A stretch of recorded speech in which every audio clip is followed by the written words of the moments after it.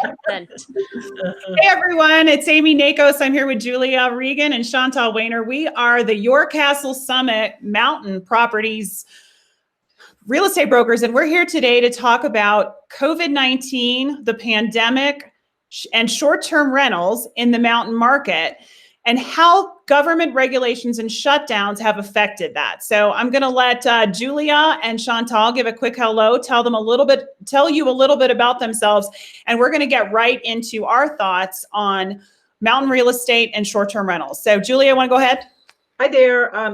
I have been living in Breckenridge for over 20 years, seen a lot of changes here throughout Summit County, but in Breckenridge, we can talk about that, but you'll get an idea of what is happening here through this pandemic. Chantal. Hi, I'm Chantal. I've lived up here in Breckenridge for 6 years, and before that I lived in Denver, so I definitely have a love for both up the mountain and down the mountain, but I prefer up the mountain now. And yeah, I'm excited to give our perspective on what it's been like up here during the last 10 weeks.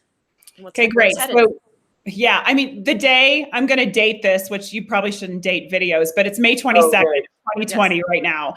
And we're going to do our best right now to tell you what's happened since March 13th, 14th, when our resorts got shut down. All of our visitors were told to leave. Yep. Short-term rentals and hotels were told to close. And our main source of revenue up here, which is resort tourism, was shut down. Now, the question we're getting, we're 10 weeks into this now, and the question we're getting is, has the lack of short-term rentals, the fact that nobody can rent, has it affected real estate prices, and will it affect real estate prices? So we've been talking about this, ladies, right, for the last few weeks. And finally, we decided, let's put this on a video because everybody wants to know the answer. We're answering this question 2 to 3 times a week. So hopefully this video will give you our thoughts on it. But go ahead, Julia. We just had a conversation about how rentals even work this time of year. So why don't you share your thoughts on that? So the first thing is, usually April and May are some of our slowest months of the year for rentals. The last 2 weeks of March are very busy and bring in a lot of income, while this year we didn't have those 2 weeks. But when we're talking about 10 weeks being shut down, the way I see it is it was really a loss of 2 major weeks, and then in April some income, sure. But usually if anyone looks at your history of short-term rental income, May is very minimal. So most people haven't lost, they didn't lose a whole winter of rental. They didn't lose, the summer yet. It wasn't as detrimental to most people as I think some people think that's happening. Of course, we're going to have to see what happens over the summer. And we've been talking about that. Chantal, I know we were kind of discussing how we're going to see visitors come in, and you can of course share your thoughts on that and what we kind of think of might happen this summer. Yeah, the conversation we were having earlier is the way I see the summer is, we may see a little bit less visitors from outside of our state that would have come for some of the big events that sadly quite a few of them have been canceled, like the Firecracker 50, mountain bike race, and a handful of others, the barbecue challenge in Frisco, things that we love, sadly. But we all get it. But at the same time, a lot of people here in Denver, down the Front Range, are maybe not going to travel also outside of the state. So they're going to be coming up here. Some of them we're actually seeing already are. They're coming up with the bikes. Oh yeah. They're hiking on the trails, and yes. It's actually not a bad thing to see that slowly we're seeing people come back, our tourists. Yes. We're slowly allowing people to drive up and get a drink and go have some lunch. So I think we're going to see a little more tourism than actually we expect, and that'll be a really good thing, and it'll be good for rentals, which are allowed to start again June 1st. Yeah. And the one of the things I've been telling a lot of my clients too, is I have people coming in and they want a cheap property right now because the short-term rental income has caused the seller to be in a position that they have to sell. So one of the things, and you guys can expound on this too, but one of the things that we know for sure is all of our clients who have bought second, third, fourth homes, many bought with cash. Yes. If they bought with a loan, Yes. they had to qualify to afford the property without rental income even being considered. So that That's rental true. income was not captured or required for their loan to value ratio or for their debt to income, I mean, the debt to Yeah. income ratio. So they could afford it before Yes. without even the rental income. So now, there could be positions where people have lost their jobs or where they're struggling financially. But again, our clients who buy second, third, fourth homes have the financial wherewithal, usually good jobs. They're not in the industries that really have suffered. Certainly some could be, but I personally have not seen a market slash because of this. What have you guys seen in the market? I haven't seen that either, Amy. I have listings that they're not prepared to reduce the price. And part of the conversation is this is also when you don't have many rentals, we don't necessarily have as many buyers in April and May, regardless of the pandemic. It's usually, our summer is our selling season. So they're saying, let's just wait and see what happens. We're starting to get more showings again. We couldn't show for a while at all. So now that we're opening that back up and getting people to come up, and from Denver, people aren't coming here, as we know, from further away quite yet. So I think the seller's position, at least my seller's position, has been the wait and see. I know buyers seem to be doing that too. I think, so it's kind of, we're maybe in a little bit of a stalemate for a little bit here.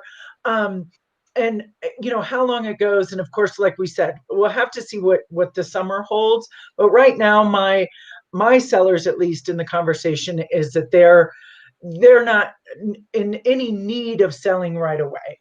Yes. And I agree with both of what you're saying. I have sellers who haven't dropped price. They're waiting for our, quote, normal big selling season. And also, along with Amy's point, some sellers who said, they've planned for bad years. They maybe Yeah, didn't plan for a pandemic, but they planned for maybe a bad sure. snow year, is what one Yeah, of my sellers told me. And so a lot of them, they lost out on those 2 big weeks that Julia mentioned, but they didn't lose out the whole winter.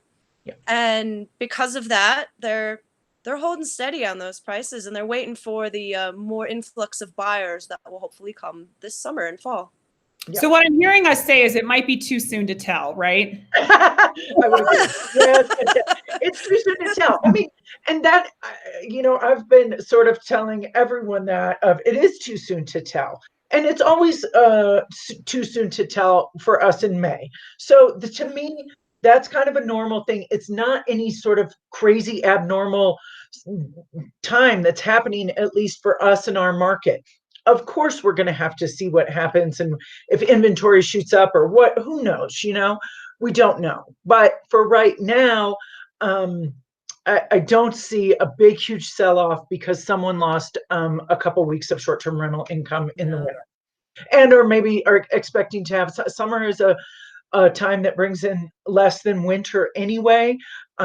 So it's not, a huge moneymaker for short-term rentals. So another, slow summer, I don't think is going to push hundreds of sellers over the ledge. Yeah. No. So. I think this Right. is it's a work in progress, and it changes week by week. So, us ladies, we can get together, 2 weeks from now and see if the story has changed. Yeah, I know we'll have to pull down the video, right? Because right. our prediction might be wrong. I know, right? I know. Next week, I'm like, oh, my sellers are calling. Surprise! Never know. Yeah, I know, right? So yeah. Right. Well, one of the things that we have been noticing is obviously the pandemic slowed down sales and slowed Sure. down transaction volume. So if we look at the last couple months, April and May, we know that we've sold about half of Yeah. what we've sold from the year before. And Sure. and really, are we surprised? I'm surprised we even hit 50%, actually. Well, me True. too. I was surprised that, I mean, anything was selling, things closing. Some of that too, it was not even so much of maybe somebody had lost a job. It was more the lending industry got screwed up too, banks and all of those things. So a lot of that was out of, everybody's control. The realtors, the buyers, the sellers, things were up in the air with the banks, and the lending, I know, has tightened up a little bit. So that's something I think to watch as well, of, how Oh, for the sure. lending goes, and that can affect the market as well. And that's just truly beyond anyone's control. And so whether somebody wants to buy or sell, we might have to just see what is happening with loans. Yeah. Yeah. I mean, the big story with loans right now is they're pretty low. Like, Well, right, right now, exactly. I mean, I had a lender tell me yesterday she just closed two at 3.0%. Oh my gosh. 3.0, like what? Yeah, and she said Yeah. even investors right now, an investment loan, she told me this was just yesterday, that they're only about 3.25. So Oh my investment loans are gosh. typically a little bit more, That's but good. Yeah. who That's says no to great. 3.25 for a loan? Yeah, So that's So let's talk about the positives here. Any Yeah. further thoughts on short-term rentals before I go No. here? Nope. I think that's great. I What we think we're know. good. Here's what we know. Our rentals got shut down Yes. during the time. And in the last 10 weeks, we really only lost 2 weeks of rental income. Yes. Historically low lending rates. Like we've never seen Crazy. numbers this low. Crazy. Yeah. You guys remember in the recession where we couldn't even get a loan closed. Yes. Right now, we've got loans at 3%. So anybody who Yeah. wants to buy, we've Yes. got those loans. Yes. And the third bit of good news is if you're ready to look right now, we've probably got more inventory because we're seeing active listings coming on at the same rate we have in previous years with only about half of the transactions. But we open up next week. Yeah, right. When things start to open back up and we have more people, like normal years in the summer, you just have more people coming from different places and more properties going under contract. So exactly right now, there are definitely opportunities for buyer and more inventory to choose from, which is great. Because Yeah. I mean, we haven't seen that in years, where No. it's been so tight for buyers. So I'm excited for me to have buyers that are going to have more opportunities. I'm not saying opportunity in the sense of you're going to buy it at 50% off. I'm saying you're going to have an opportunity to buy it at fair market value and you have more than one to pick from. Right. I mean, how many times over the last few years, guys, have you set up showings and your day is limited by what's on the market? You're not even picking and choosing. Oh, Like there are 3 properties that we can see. Yep, Yeah. you're exactly right. And it's been a race to get that. So now we'll have some picking and choosing where people Yeah, in the last 3 weeks alone. Yeah, I've had, it's like there's 4 or 5 in one complex, and my buyers get to be picky. I want to see that one and that one and that one. And normally, Yeah. there's one and you're seeing it. So it's a great time to get out there if you can right now. Yes, I agree. Well, we're here to help, right? Yeah, of course. Love it. Here we are. Okay, good. Thanks for joining us. We will be putting together more of these informative videos where we're going to predict the future. And You do it, not me. Yeah. all right. And we'll provide information on this video about how you can reach all of us in the comments. So thanks for joining. Thank Thanks. you.